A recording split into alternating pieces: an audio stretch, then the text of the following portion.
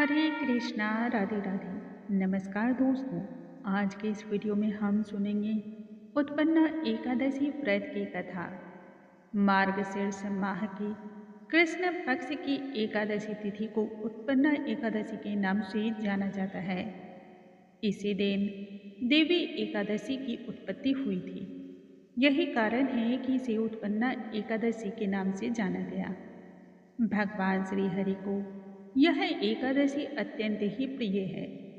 जो भक्तगण संपूर्ण कार्यों में सिद्धि प्राप्त करना चाहते हैं एवं अपने बिगड़े हुए सभी कार्यों को बनाना चाहते हैं, उन्हें यह व्रत कथा अवश्य ही श्रवण करनी चाहिए। आइए सुनते हैं उत्पन्ना एकादशी की पौराणिक कथा। बोलो भगवान श्री हरि की जय, माता लक्ष्मी की जय। एक बार की बात है, युधिष्ठिर ने भगवान से पूछा, हे प्रभु, उत्पन्ना एकादशी का यह नाम क्यों पड़ा? यह एकादशी किस प्रकार से उत्पन्न हुई तथा संसार में क्यों इस एकादशी को पवित्र माना गया? यह एकादशी देवताओं को इतनी प्रिय क्यों है एवं यह एकादशी आपके हृदय के इतने नजदीक क्यों है? इसके विषय में आपके श्रीमुख से सुनना चाहता हूँ। कृपया करके मार्गदर्शन करें। तब भगवान कहने लगे, हे राजन, प्राचीन काल की बात है, सतयुग में मुर नामक एक दानव रहता था, जो कि बड़ा ही पराक्रमी और बलशाली था। उसने अपने पराक्रम और बल का प्रयोग देवताओं के ऊपर किया, जिस कारण देवता त्राहि त्राहिमाम में आ गए। उस काल रूपधारी दुरात्मा महाअसुर ने इंद्र के ऊपर भी विजय की प्राप्ति कर ली थी तथा सभी देवताओं को उनके ही अधिकार से वंचित कर दिया और स्वर्गलोक से निष्कासित कर दिया था।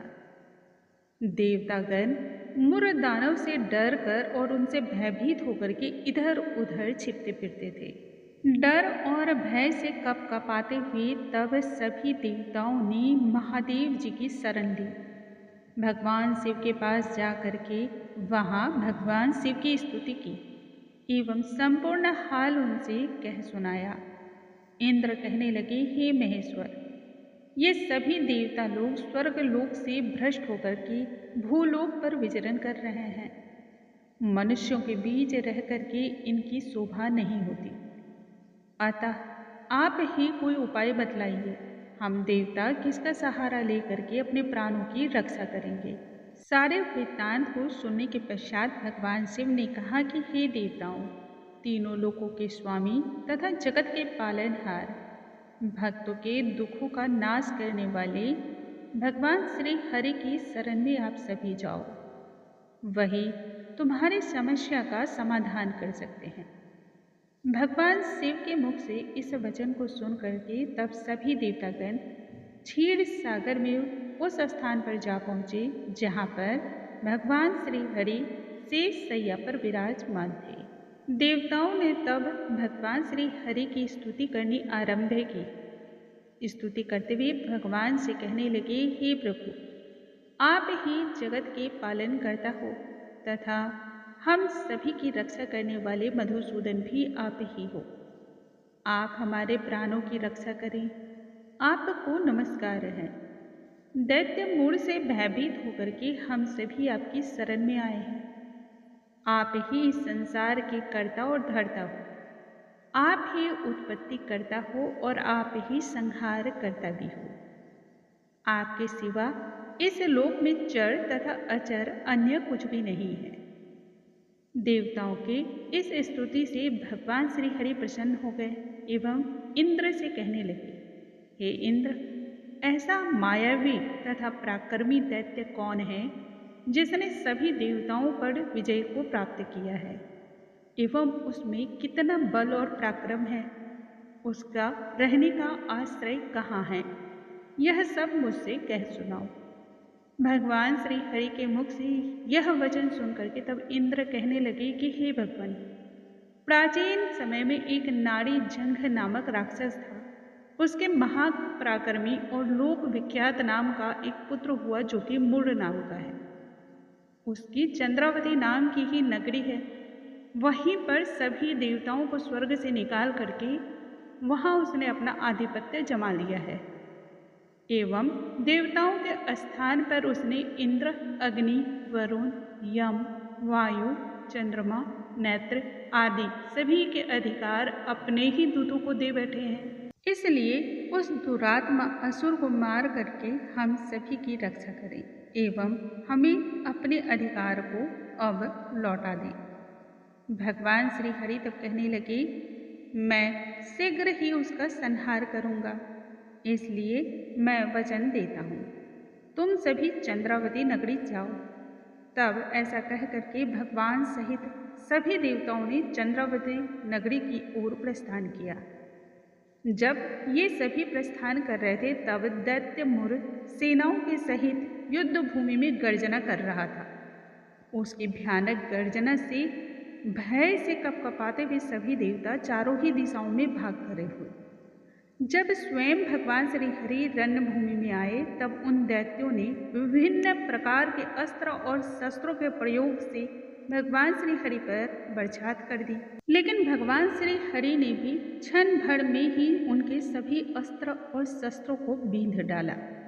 अब जब सारे दैत्य मारे गए और केवल मुर बचा रहा, वह भी भगवान से अविचल भाव से युद्ध करता रहा।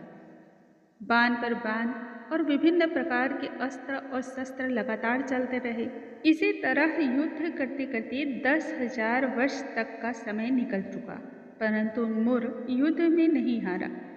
थका हार करके भगवान श्री हरि तब बद्रिकाश्रम चल पड़े।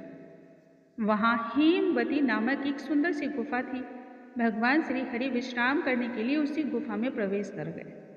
वह गुफा इतनी लंबी थी कि उसका कुछ कहना ही नहीं, और उस गुफा का सिर्फ एक ही द्वार था। भगवान श्री हरि जब योग निद्रा में सो गए तब मुर भी भगवान श्री हरि के पीछे पीछे वहां जा पहुंचा। भगवान को शयन में लीन देख करके वह उन्हें मारने को उद्यत हो गया। तभी भगवान श्री हरि के शरीर से एक उज्ज्वल, कांतिमय तथा दैविक रूप वाली एक देवी का प्राकट्य हुआ। देवी ने राक्षस मुर को ललकारा, उसके साथ घमासान युद्ध हुआ और फिर देवी ने उसे मृत्यु के घाट उतार दिया। जब भगवान श्री हरि योग निद्रा से जाग कर उठे तब उन्होंने देवी को देखते ही कहा कि हे देवी, आप कौन हैं? तब देवी ने संपूर्ण कथा कह सुनाई। भगवान श्री हरि इस बात से इतने अधिक प्रसन्न हुए कि उन्होंने कहा, आपका जन्म एकादशी के दिन हुआ है, इसलिए आज से आप एकादशी के नाम से जाने जाएंगे। चूँकि आज ही आप उत्पन्न हुई हैं, यही कारण है कि आज के दिन उत्पन्न एकादशी आपका नाम होगा और लोग आपकी पूजा करेंगे। वही भक्त आपके होंगे जो मेरे हैं। भगवान श्री कृष्ण ने युधिष्ठिर को यह कथा सुनाते हुए कहा, जो व्यक्ति एकादशी का व्रत करता है एवं इस कथा का श्रवण करता है, उसके सभी पाप नष्ट हो जाते हैं और दुखों का अंत हो जाता है। मृत्यु के पश्चात उसे परम गति की प्राप्ति होती है एवं विष्णु धाम में वह स्थान पाता है। इसलिए प्रत्येक भक्तगण को एकादशी की पूजा व्रत संपूर्ण लगन और निष्ठा से करनी चाहिए। बोलो भगवान श्री हरि की जय, स्वामी नारायण की जय, माता लक्ष्मी की जय। दोस्तों, आज के इस वीडियो में हमने सुना उत्पन्ना एकादशी के व्रत कथा। अगले वीडियो में हम फिर से मिलेंगे नई जानकारी के साथ। तब तक के लिए नमस्कार दोस्तों।